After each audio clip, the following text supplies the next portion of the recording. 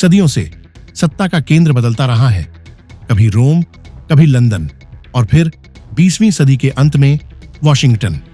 एक एकल शक्ति ने दुनिया की दिशा तय की, एक ध्रुवीय विश्व की एक कहानी जिसमें नियमों से लेकर व्यापार तक हर चीज एक ही मेज पर तय होती थी। लेकिन इतिहास गवाह है, कोई भी व्यवस्था हमेशा के लिए नहीं रहती। जिस तरह सूर्योदय होता है, उसी तरह शक्ति का संतुलन भी बदलता है। आज हम सिर्फ एक नई सुबह नहीं, बल्कि एक नए युग की दहलीज पर खड़े हैं। एक ऐसा युग जहां दुनिया अब एक ध्रुव के इर्द गिर्द नहीं घूमती। 1991 में सोवियत संघ के पतन के बाद अमेरिका दुनिया की एकमात्र महाशक्ति बन गया।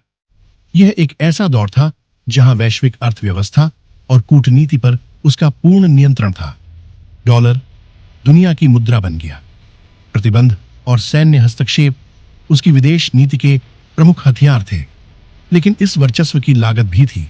देशों की संप्रभुता को चुनौती मिली।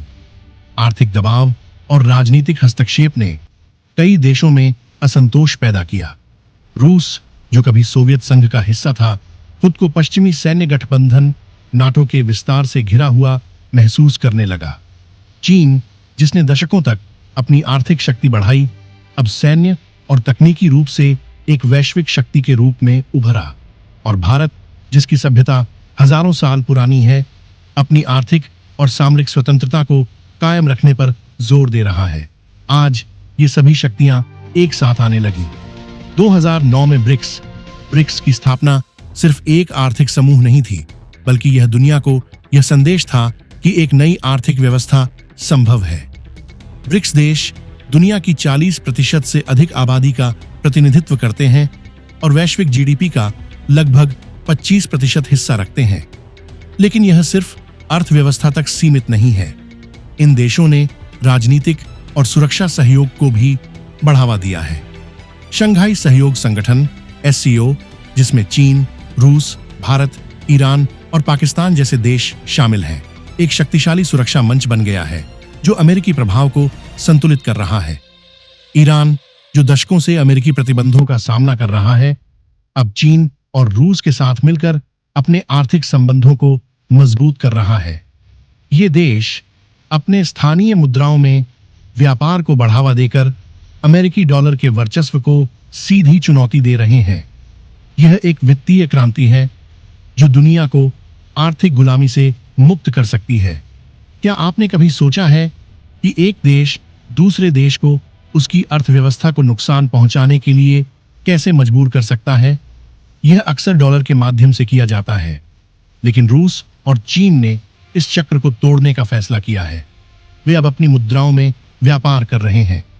भारत भी रूस से रियायती दर पर तेल खरीद रहा है और भुगतान का तरीका स्थानीय मुद्राओं में तलाश रहा है। यह सिर्फ एक व्यापारिक निर्णय नहीं है, यह संप्रभुता का एक शक्तिशाली बयान है। यह बताता है कि राष्ट्र अब किसी एक शक्ति के वित्तीय दबाव में नहीं रहेंगे। वे अपने आर्थिक हितों के अनुसार फैसले लेंगे, न कि किसी और की शर्तों पर। सैन्य मोर्चे पर भी इन देशों ने अपने संबंधों को मजबूत किया है। रूस, चीन और ईरान के बीच संयुक्त नौसैनिक अभ्यास बढ़ रहे हैं। भारत, जो ऐतिहासिक रूप से रूस से हथियार खरीदता रहा है, अब स्वदेशी रक्षा उत्पादन पर भी जोर दे रहा है। लेकिन रूस और चीन के साथ अपने संबंधों को संतुलित कर रहा है। यह एक जटिल नृत्य है जहां हर कदम मायने रखता है। यह विद्रोह सिर्फ एक चुनौती नहीं, बल्कि एक अवसर है। एक ऐसा अवसर जहां प्रत्येक राष्ट्र को अपनी संप्रभुता और पहचान के साथ जीने का अधिकार मिलेगा। एक ऐसी दुनिया जहां सहयोग, सम्मान और समानता ही नए नियम होंगे। नई विश्व व्यवस्था का मतलब अराजकता नहीं है, बल्कि यह एक अधिक न्यायसंगत और संतुलित दुनिया का वादा है, जहां शक्ति का एक केंद्र नहीं, बल्कि कई केंद्र होंगे। जहां एक सभ्यता नहीं, बल्कि कई सभ्यताएं मिलकर दुनिया की दिशा तय करेंगी।